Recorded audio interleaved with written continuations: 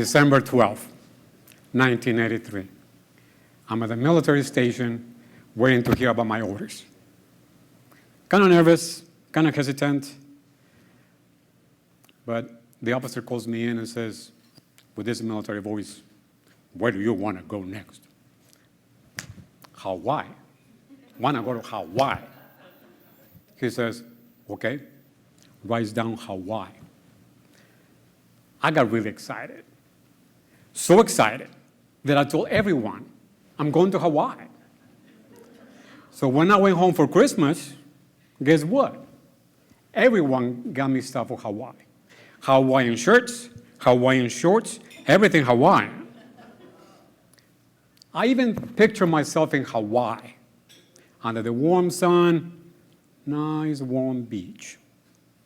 I'm ready to go.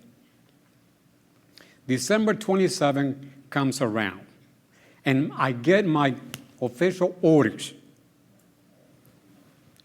They do not say Hawaii.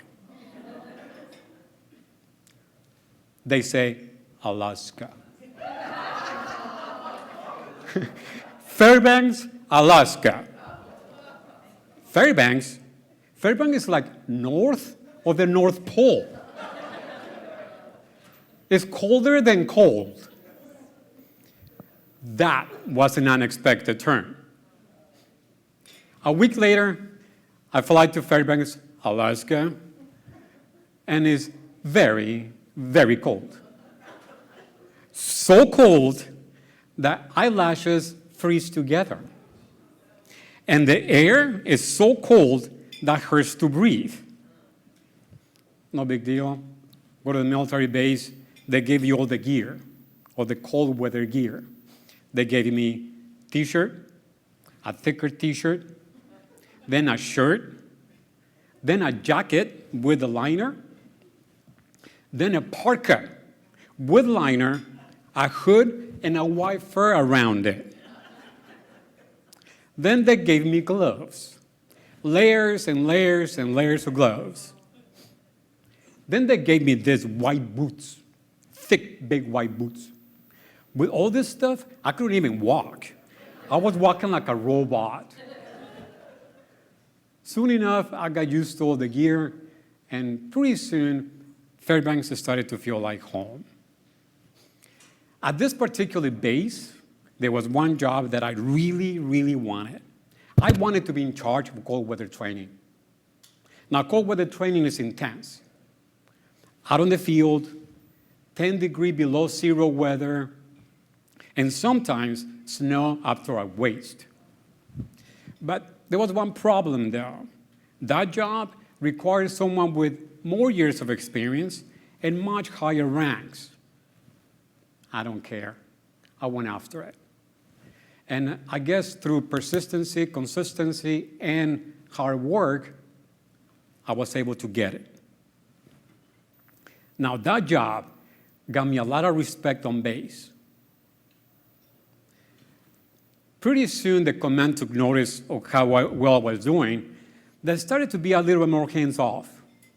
They started giving more freedom, which is very unusual in the military. I pretty much felt like my own boss. And that, to me, was very empowering. Years later, I leave the military, now in my civilian clothes, but feeling like Captain America and ready to take on the world. So I fly back to California, and things are different. Nothing is the same. My friends, gone. All my contacts, gone. But I thought, no big deal. I got my degrees. I got my military experience. I'm ready to go. So I landed a few jobs here and there, but the jobs didn't feel right for me. I didn't feel the same way I felt in the military. And I started to wonder, am I ever going to feel that same way again? Till one day. One day I get this phone call about a job as a business advisor. This is not just any job. This was my dream job. I started my first business when I was 16 years old. So the thought of helping other people start their own business, to me, that was a dream come true. So my first day in the office comes along. I'm very excited, but of course nervous. But I'm also wondering, am I going to fit in? Then I see this woman approaching me. My gosh, very nicely dressed, businesslike, a nice red jacket, and a huge smile on her face. And she says, "Welcome, Joe. My name is Michelle." At that moment, I felt at ease, kind of like the way I felt in the military. And that was a very pleasant, unexpected turn. From the beginning, Michelle made me feel that I belonged there. And even though I was just a new business advisor, Michelle showed me respect. She asked for my opinions and advice on areas of my expertise. Michelle was also very quick at showing appreciation for all the things that I was doing. Michelle demonstrated to me what I had just learned while getting my degree on leadership, that by empowering others, you increase their job commitment and also their job satisfaction. Someone's got to say it. Empowerment happens every day. And that empowerment led me to create what I call forward leadership. Forward leadership is an employee-focused leadership program. And creating that program was a journey. Long nights at the coffee table, paperwork everywhere, and as you're here, coffee, got more and more coffee. But I didn't do it alone. My teenage daughter will keep me company late at night. My daughter is very sweet, extra smart, and always willing to help. And she will watch me type my notes with my 2 fingers on the computer.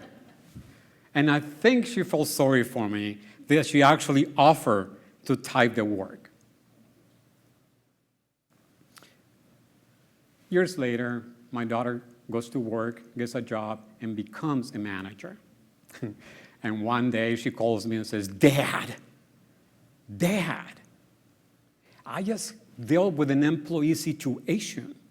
And all those notes that I helped you type those years ago came back.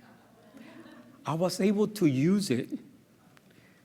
And they worked so well that by the time the employee left my office, he was thanking me. And that made me feel amazing. And that was, to me, an extremely pleasant, unexpected turn. So someone's got to say it. Might as well be me. Empowerment happens every day. Sometimes from within, sometimes from others. From within, kind of what happened to me in the military.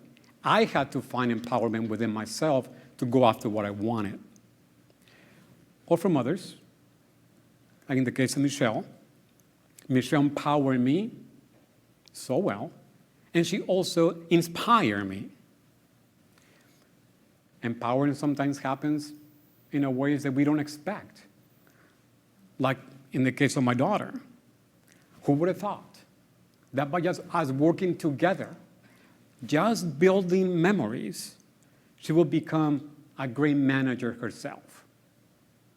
So, next time your life gives you an unpleasant turn, just remember, unpleasant turn or unexpected turns could lead usually in the right direction.